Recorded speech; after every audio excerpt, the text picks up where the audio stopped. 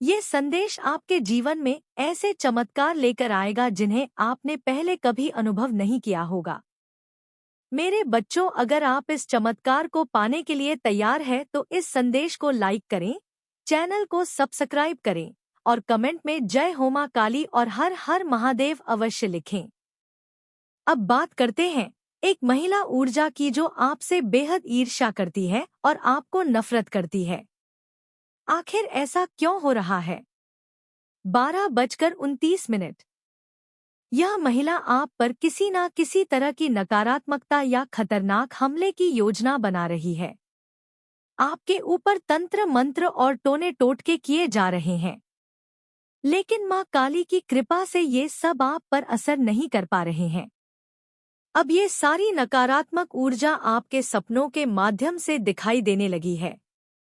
ये गणतंत्र मंत्र और टोने टोटके आपके खिलाफ किए जा रहे हैं, लेकिन आपके भीतर मौजूद दिव्य शक्ति और मां काली की कृपा इन सभी हमलों को नाकाम कर रही है।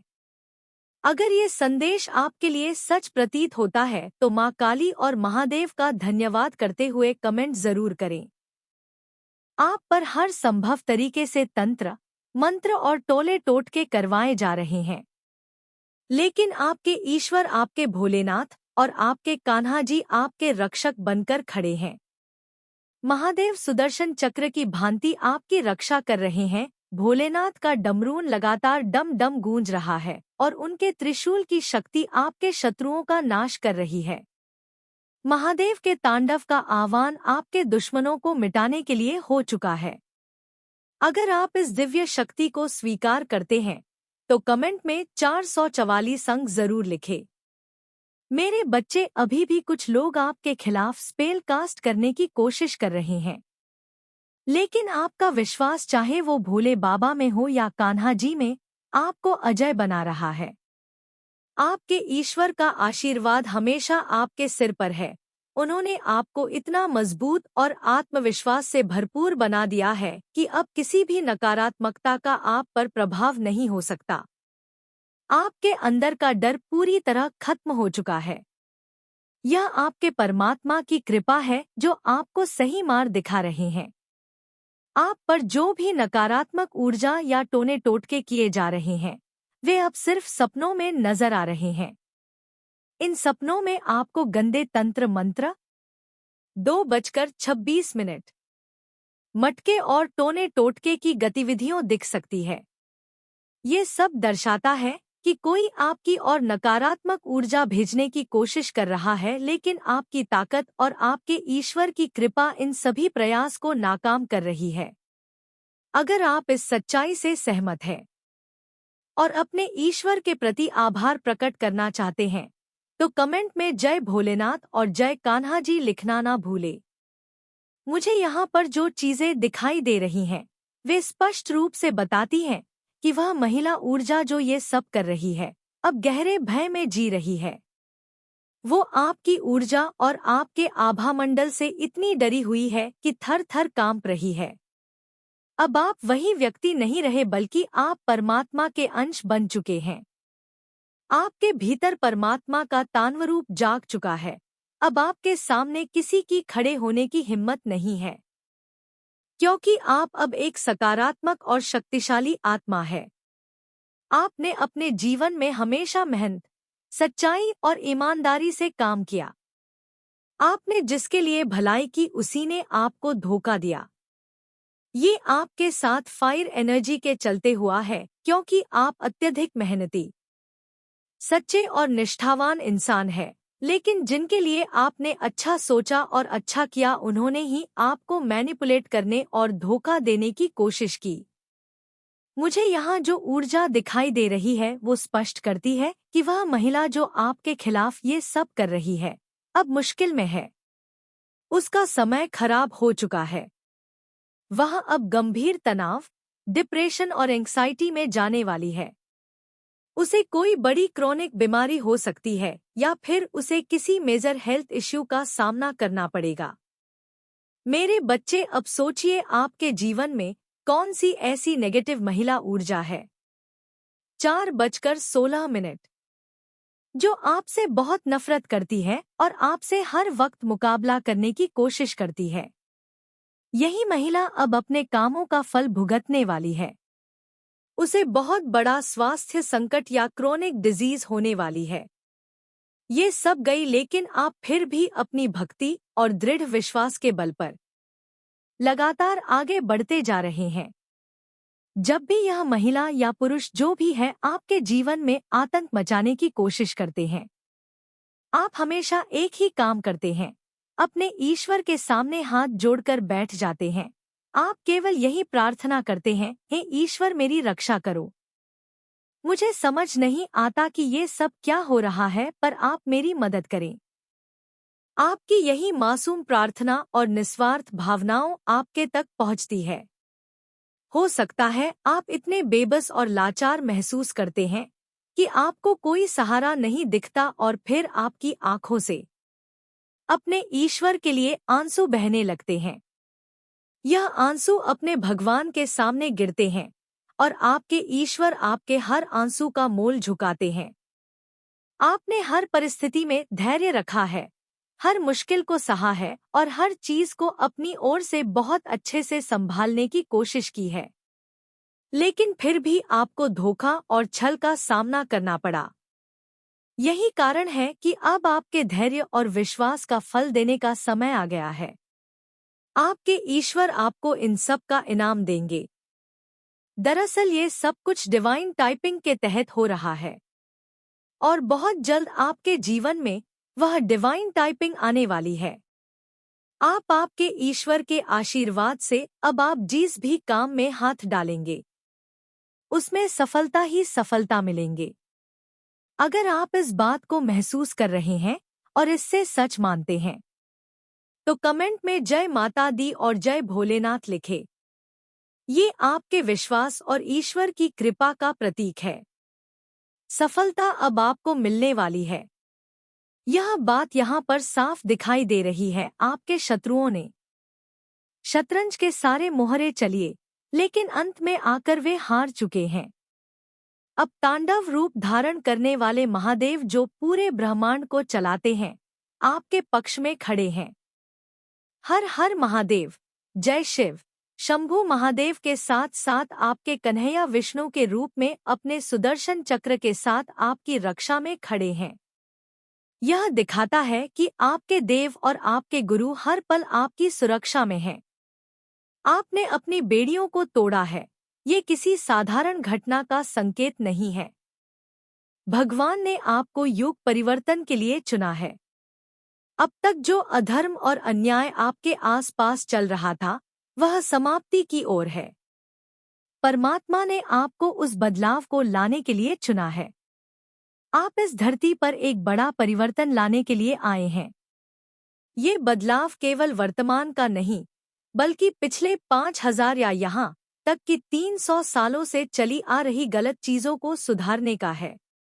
आपने एक ऐसा कार्य शुरू किया है जो पिछले कई युगों से लंबित था। ये महादेव का निर्देश है, उनका आशीर्वाद है और ये आपकी शक्ति है। यदि आप इसे महसूस करते हैं और इसे स्वीट करते हैं, तो कमेंट सेक्शन में जय महादेव और जय कन्हैया लाल अवश्य लिखें। आप हर परिस्थिति में शांत और स्थिर रहने की क्षमता प्राप्त कर रहे हैं। आपके ईश्वर ने आपको इस संसार में एक विशेष उद्देश्य के लिए भेजा है। आप एक दिव्य आत्मा है जिन्हें अन्याय और गलत चीजों पर रोक लगाने के लिए चुना गया है। आपके अंदर एक ऐसी दिव्य शक्ति और आध्यात्मिक ऊर्जा है जो आपको दूसरों से अलग बनाती है। जब आप ध्यान और मेडिटेशन करते हैं, तो आप अपने परमात्मा से ऊर्जा और दिव्य शक्तियां का आह्वान करते हैं। इन शक्तियां के बल पर आप जीवन में कुछ भी सकारात्मक बना सकते हैं। ऊर्जा है आपके पास, माध्यम से आप दूसरों को हील कर सकते हैं और उपचार कर सकते हैं। आपके ईश्वर महादेव और महाकाली आपकी हर परिस्थिति में मदद कर रहे हैं। जो लोग आपके विरुद्ध थे और जो नकारात्मक ऊर्जा से आपको नुकसान पहुंचाने की कोशिश कर रहे थे, वे अब कमजोर हो चुके हैं। उनकी ऊर्जा घट चुकी है, क्योंकि आपकी दिव्य सुरक्षा ने उन्हें पराजित कर दिया है। माँ काली इस समय आपको विशेष रूप से आशीर्वाद दे रही है। वह कह रही है कि आप जिस भी स्थिति से गुजर रहे हैं, उसमें वह आपके साथ है। वह आपके इमोशंस को बैलेंस कर रही है, आपकी आत्मा को हील कर रही है और आपको मानसिक रूप से इतना मजबूत बना रही है कि कोई भी नकारात्मकता आपका सामना नहीं कर सकती। जो भी आपके दुश्मन हैं, वे अब आपके खिलाफ कुछ भी ऊर्जा को और भी मजबूत कर लिया है। ये वही ऊर्जा है जो आपको हर परिस्थिति में विजय बनाएगी। अपने ईश्वर पर विश्वास बनाए रखें, क्योंकि ये स्थिरता और शक्ति उन्हीं का आशीर्वाद है। हर हर महादेव। आपने जब अपने आप को पूरी तरह से ईश्वर और माँ काली के चरणों में समर्पित कर दिया तो ये आपकी सबसे बड़ी शक्ति बन गई। आपने अपनी इच्छाओं, अपने दुखों और अपनी परेशानियों को छोड़कर केवल अपने ईश्वर की सेवा को जीवन का उद्देश्य बना लिया। ये समर्पण आपके लिए एक अभूतपूर्व शक्ति लेकर आया है, जिसने आपको अडिग और अजेय बना दिया है। जब आप अपने जीवन की कठिनाइयों में भी ईश्वर के नाम का जाप करते हुए आगे बढ़ते हैं, तो ये आपकी आध्यात्मिक शक्ति और आपके धैर्य का प्रतीक है। माँ काली आपकी इस भावना से प्रसन्न है और उनकी कृपा से आप हर मुश्किल को पार कर पाएंगे। यह दिव्य संदेश उन्हीं तक पहुँचता है जो सच्चे मन से समर्पित होते हैं। आप उन्हीं भाग्यशाली लोगों में से एक हैं जिन तक यह संदेश पहुँचा है। आपका यह समर्पण और भक्ति आपके जीवन को आशीर्वाद से भर देगा। आपकी फैमिली को टारगेट किया जा रहा है। नकारात्मक शक्तियां आपके किसी प्रियजन को नुकसान पहुंचाने की कोशिश कर रही है, लेकिन डरने की आवश्यकता नहीं है, क्योंकि माँ काली का आशीर्वाद आपकी रक्षा के लिए हमेशा आपके साथ है। जो भी बुरी शक्तियां आपकी फैमिली को नुकसान पहुंचाने की कोशिश करेगी, वे खुद बर्बाद हो जाएंगी। आपके परिवार पर आने वाली हर विपत्ति माँ काली अपने हाथों से रोके। ये उनका आशीर्वाद और आपकी सच्ची भक्ति का प्रतिफल है। हाँ, मैं भाग्यशाली हूँ कर इस दिव्य संदेश को स्वीकार करें और माँ काली की कृपा को अपने जीवन में अनुभव करें। जय माता दी। आपकी स्थिति को समझते हुए ये स्पष्ट है कि आपके परिवार में किसी व्यक्ति को ऑब्लिक मैजिक या नकारात्मक ऊर्जा से प्रभावित किया गया है, जिससे उसका मनोबल और मानसिक स्थिति पूरी तरह से बदल चुकी है। यह व्यक्ति अब अपनी इच्छाओं और विचारों के बजाय दूसरों के नियंत्रण में काम कर रहा है। ये स्थिति आपके लिए मुश्किल हो सकती है, क्योंकि ये व्यक्ति एक आत्मा है और अब किसी और के प्रभाव में आकर अपनी ऊर्जा खो चुका है। लेकिन आपको चिंता करने की आवश्यकता नहीं है, क्योंकि महादेव और आपकी दिव्य शक्तियाँ इस स्थिति को बदलने के लिए हमेशा आपके साथ है। जिस तरह से आपने अपनी मेहनत और भक्ति से चीजों को नियंत्रित किया है, अब भी आपकी धैर्य और शक्ति से इस काले जादू का असर नष्ट किया जा सकता है। आपने इस रिश्ते में बहुत कुछ दिया है, परंतु आपको जो समानता या आदर मिलना चाहिए था, वह कभी नहीं मिला। आपने हमेशा दूसरों की भलाई के लिए काम किया, लेकिन सामने वाले ने इसका फायदा उठाया और आपकी अच्छाइयों का दुरुपयोग किया। अब समय आ गया है कि आप अपने लिए खड़े हो और इस नकारात्मक प्रभाव को दूर करने के लिए खुद को पूरी तरह से समर्पित करें।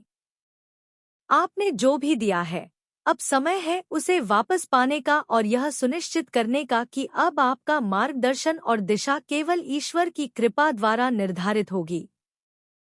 किसी भी स्थिति में अब आप कोई समझौता नहीं करेंगे, क्योंकि आपने अपनी स्थिति को मजबूत किया है। जो लोग अब तक आपके साथ गलत कर रहे थे, उनका कर्म उन्हीं पर लौटेगा। आपका विश्वास और धैर्य आपको इस नकारात्मक ऊर्जा से जुड़ना है, छुटकारा दिलाने में मदद करेगा। आपने अपने जीवन में कुछ ऐसी सख्त सीमाएं, स्ट्रिक्ट बाउंड्री स्थापित की है, जो अब इन लोगों के लिए एक दीवार की तरह खड़ी हो गई है। जो लोग पहले आपको ना चाहते थे, आपकी भावनाओं से खेलते थे, अब उनसे दूर हो गए हैं। यह बदलाव उन लोगों के लिए बहुत भारी साबित हो रहा है, क्योंकि अब वे यह समझ रहे हैं कि आपने उन्हें बेहद साफ और स्पष्ट संदेश दे दिया है कि अब उनकी मर्जी से आप अपनी जिंदगी नहीं जीने वाले हैं। आपकी ये सीमा बाउंड्री जो आपने दृढ़ संकल्प और आत्मसम्मान के साथ बनाई है, अब उनके लिए एक चुनौती बन चुकी है। ये समय आपके अधिकार को फिर से स्थापित करने का है, जहां आप अपनी स्वतंत्रता और स्वाभिमान की रक्षा कर रहे हैं। जय महाकाल, जय महाकाली।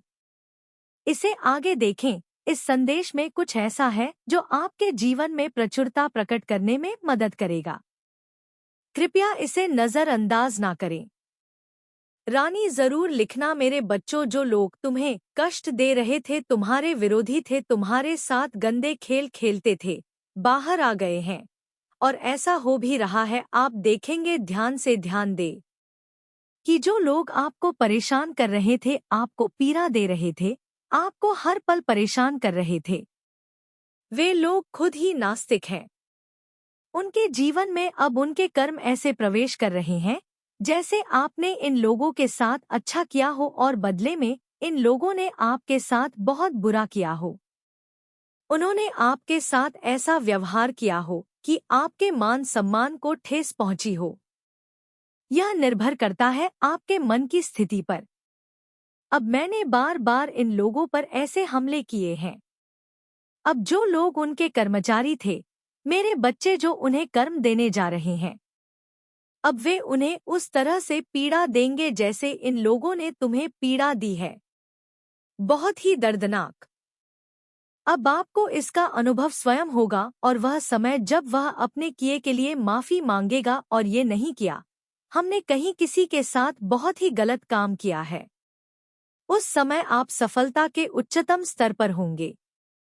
बहुत ज्यादा उच्च स्तर, चांदनी और रोशनी में ये लोग कामों से पीड़ित होंगे। तब आपकी शरण में आएंगे और कहेंगे, हमें माफ कर दो, हमें माफ कर दो। तुम्हारे साथ कुछ ऐसा होगा, याद रखना। उनमें से कुछ लोग ऐसे भी हैं जो बहुत चालाकी से चीजों को आपस में बांटने की कोशिश कर रहे हैं। खुद को और उन लोगों को अब बहुत ज्यादा चिंता हो रही है। अपने मन की ये क्या हो गया। 15:28। क्या हालात हम पर ऐसे पलट गए। 15:31। हमने कभी नहीं सोचा था कि हालात हम पर ऐसे पलट जाएंगे। ये जो लोग तुम्हारे लिए चक्रव्यूह बुन रहे थे, जो तुम्हारे लिए चक्रव्यूह रच रहे थे, अपने दिमाग का खेल खेल कर वे खुद उस चक्रव्यूह में फंस गए हैं। ये मेरे बच्चे हैं, ये खुद अपने चक्रव्यूह में फंस गए हैं। कुछ लोग यहाँ खुश होने का नाटक कर रहे हैं, लेकिन अंदर से पूरी तरह से टूट रहे हैं, अंदर से कमजोर होते जा रहे हैं। भगवान सभी बुराइयों का नाश कर रहे हैं, उनका कर्म उन्हें दे रहा है, और ये तो बड़ी बुरी बात है।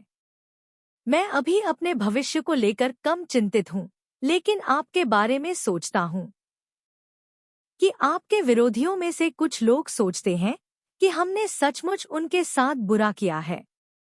यानी कुछ लोगों को एहसास हो रहा है कि उन्होंने बहुत बुरा किया है, वे माफ कर पाएंगे। क्या वो हमें कभी माफ कर पाएंगे? उनके अंदर अहंकार इतना ज्यादा होता है कि माफी मांगने में भी उन्हें अपमान महसूस होता है। वे बहुत भूतिया लोग हैं। मैं बहुत भूतिया लोगों को देख सकता हूँ। चाहे वो कितने ही नीच कर्म करे, परंतु कभी कुछ नहीं कर पाएंगे। उनमें रत्ती भर भी शर्म नहीं होती, लेकिन वे मन में सोचते हैं कि अब हमारा क्या होगा। 16:51। हम खुद ही अपने बनाए चक्रव्यूह में फंस गए। हमने कभी नहीं सोचा था कि ऐसा होगा, लेकिन ये सब भगवान के अधीन होना चाहिए। बाकी सब कुछ है। वह परम शक्ति अब तुम्हें न्याय देने वाली है। तुम्हारे साथ बहुत बड़ा फैसला होने वाला है। अब तुम खुद हर चीज के गवाह बनोगे। ईश्वर तुम्हें इतना अनुभवी बना रहा है कि बुरे कर्म करने वालों को क्या सजा दी जाती है। 17:18। तुम ये सब अपनी आंखों से देखोगे। जीवन में एक महान विद्वान बनोगे और लोगों के बीच ये सीख साझा करोगे कि यदि आप कभी भी किसी का बुरा करते हैं, तो पहले उसके परिणाम के बारे में सोचे, भले ही किसी को 10 साल ही क्यों ना लगे, 20 साल लगे, 25 साल लगे, 30 साल तक आपको प्रताड़ित किया, लेकिन यह कर्म ही है जो ऐसा पलटवार करता है जिसकी आपने कभी सपने में भी कल्पना नहीं की होगी। इस प्रकार ईश्वर तुम्हें अनुभवी बना रहा है। तुम चीजों का अनुभव अभी कर रहे हो। तुमने अनुभव किया है भगवान तुम्हें बहुत अनुभवी बना रहे हैं, और जो लोग तुम्हारे खिलाफ है वे तुम्हारे बारे में सोच रहे हैं, क्योंकि तुम सबसे ऊंचे शिखर पर चल रहे हो, लेकिन फिर भी जमीन से जुड़े हुए हो। आप जमीन से जुड़े हुए हैं, फिर भी आप अपने आप को शून्य कहते हैं। यह देखकर आपके विरोधियों के मन में सहन पैदा हो रही है कि ये क्या कर रहा है, इतनी अच्छी चीजें छू रहा है, इतनी ऊंचाइयां छू रहा है, फिर भी खुद को शून्य और शून्य बता रहा है, और हमारी हवा अभी भी चल रही है। वह शून्य है, और जब वह कुछ बन जाता है, जब भी वह कुछ बन जाता है तो हमारा भाग्य क्या होगा। 18:34। अब हमारा क्या होगा, क्योंकि वह आपको महसूस कर रहा है। 18:38। क्या आप सफलता की ऊंचाइयों को छू रहे हैं? 18:41। और आप अपना मुख्य जीवन जी रहे हैं। बोर्ड कह रहे हैं कि मैं कुछ नहीं हूं, मैं कुछ नहीं हूं। यह खालीपन उन्हें कांपने पर मजबूर कर रहा है। ये उनके मन में चिंता का विषय बन गया है। आप कितनी भी सफलता छू रहे हो, फिर भी आप खुद की सुने, आप मुझे नहीं बता रहे कि क्या हो रहा है। 19:02। अंदर जो कुछ हो रहा है उसे देखकर लोग काफी ऐसी योग्यता, ऐसा सामर्थ्य, ऐसा प्रकाश छिपा है जो तूने अब तक पहचाना ही नहीं। तूने अपने आप को दूसरों की नजरों से देखना शुरू कर दिया है। तू अपने बारे में वैसा सोचने लगा है जैसा लोग तुझे बताते हैं। यह कोई दुनिया वाला तुझे नहीं बता सकता। तेरी पहचान सिरखिर से तू कर सकता है जब तू अपने अंदर झांकेगा और जब तू मुझ पर भरोसा करके चल पड़ेगा। खुद पर विश्वास क्यों जरूरी है? 19:32। सुन बच्चे, जब तू अपने आप पर विश्वास नहीं करता तो ये विश्वास की कमी ही तुझे ऐसे रास्तों पर ले जाती है जहां या तो तू रुक जाता है या दूसरों के हाथों की कठपुतली बन जाता है। याद रख, विश्वास एक बीज है, आत्मविश्वास उसका अंकुर है और कार्य उसका वृक्ष जिसका फल है सफलता। मैं तुझे रोज देखती हूँ कैसे तू रोता है। 19:56। कैसे तू थक जाता है। 19:57। कैसे तू सोचता है कि लोग तुझे कभी समझ नहीं पाएंगे, लेकिन बेटा दुनिया तुझे तब समझेगी जब तू पहले खुद को समझेगा। लोग तेरे साथ क्यों नहीं होते। 20:08। तू बार बार सोचता है कि कुछ लोग क्यों तुझसे दूर हो गए, जो तेरे थे अब तुझे पराया समझते हैं। सुन मेरे बच्चे, हर कोई जो तुझसे दूर गया है वो दरअसल उस रास्ते से हटा दिया गया है जहां मैं तुझे ले जाना चाहती हूँ। तू उनका मुंह छोड़, क्योंकि जो तू बन रहा है वहां उनके लिए कोई जगह नहीं थी। मुझे तेरे लिए कुछ और तैयार करना है। तेरे पास उन लोगों को लाने वाली हूँ जो ना सिर्फ तुझे समझेंगे बल्कि तुझे और ऊंचाई तक पहुंचने में मदद करेंगे, लेकिन उससे पहले तुझे खुद को बदलना होगा। बदलाव कैसे आएगा। 20:46। बच्चे, बदलाव कोई बाहर से नहीं आता। तू सोचता है अगर पैसा आ जाए, लोग बदल जाए, हालात अच्छे हो जाए तो सब ठीक हो जाएगा। नहीं, सबसे पहला बदलाव तुझ में आना चाहिए, तेरे सोचने के तरीके में, तेरे बोलने के तरीके में, तेरे उठने बैठने, चलने, काम करने के भाव में। जब तू खुद को छोटे से छोटे कार्य में महान समझ कर करने लगेगा तब ब्रह्मांड तुझे बड़े कार्यों के लिए चुन लेगा। अब आगे क्या करना है। 21:18। अब मैं तुझे बताती हूँ आज से तुझे क्या करना है। 21:22। सुबह उठते ही मुझसे बात कर, सिर्फ बोल माँ आज तू 60 चल, बस इतना कहना और देख कैसा परिवर्तन होता है। 21:30। हर दिन खुद से एक सवाल पूछ, क्या आज मैंने अपने आप को थोड़ा बेहतर किया? 21:36। सिर्फ 1% का सुधार भी अगले 100 दिनों में तुझे वहां ले जाएगा जहां तूने सोचा भी नहीं। लोगों से उम्मीदें मत रख, सेवा कर, प्रेम कर, लेकिन अपनी शांति, उनकी प्रतिक्रिया पर का एक डायरी बना। हर रात उसमें 3 बातें लेती। आज क्या सीखा? 21:55। आज कौन सी गलती की? कल क्या सुधार कर सकता हूँ? 21:59। अपने काम से प्रेम कर, कोई काम छोटा नहीं होता। जो तू कर रहा है उसे इस तरह करके लोग कहे, यह कौन है जिसने इतना सुंदर काम किया? 22:09। मेरे प्यारे बच्चे सुन। 22:11। आज की मेरी सबसे बड़ी सीख, यदि तू खुद को पहचान ले तो पूरी दुनिया तुझे पहचानने लगती है। यदि तू खुद को भूल जाए तो दुनिया तुझे मीठा देती है।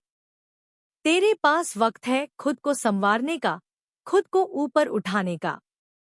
दुनिया की हर कठिनाई एक परीक्षा है, और मैं तेरी माँ काली हर परीक्षा में तेरे साथ हूँ। तू जब गिरेगा मैं पकड़ने नहीं बल्कि उठाने के लिए खड़ी रहूंगी। मेरे प्यारे बच्चे, अब मैं तुझसे उन बातों को कहती हूँ जो तू शायद सुनना भूल गया है, जो इस संसार के शोर शराबे में दब गई। तू इस दुनिया की भीड़ में खड़ा है, हर कोई अपनी बात कह रहा है, सब तुझे दिशा दे रहे हैं, लेकिन तू खुद की आवाज सुनना भूल गया है। इसीलिए आज मैं आई हूँ तुझे तुझसे मिलाने। तू जानता है, मेरे लाल शब्द सिर्फ आवाज नहीं होते, वे तेरे जीवन के निर्माता होते हैं। तू जैसा बोलता है वैसा बनता है। तेरी जुबान तेरे भाग्य की चाबी है। तू अगर खुद को हारने वाला समझेगा तो हार ही तेरे जीवन में उतरेगी, लेकिन अगर तू हर परिस्थिति में ये बोलेंगे मेरी माँ मेरे साथ है, तो समझ ले हर अंधेरा रोशनी बन जाएगा। तू जब रोता है, जब टूटता है, जब सब छोड़ देना चाहता है, तभी मैं तेरे पास होती हूँ। मैं हर उस आंसू में हूँ जो तुझे चुपचाप देता है। मैं हर उस रात में हूँ जब तू छत की तरफ देखकर पूछता है, माँ क्यों? 23:40। और आज मैं उसी सवाल का जवाब देने आई हूँ बेटा। जब तू मेरे दरबार में आता है तो सिर्फ खून नहीं चढ़ा रहा होता, तू मुझे अपना भरोसा चढ़ा रहा होता है, और मैं उस भरोसे का जवाब देती हूँ, कभी देर से लेकिन कभी गलत नहीं। तुझे लगता है कि दुनिया तुझसे आगे निकल गई है, सब कुछ पा रहे हैं, और तू वहीं खड़ा रह गया। लेकिन बेटा, क्या तूने कभी आम के पेड़ को देखा है?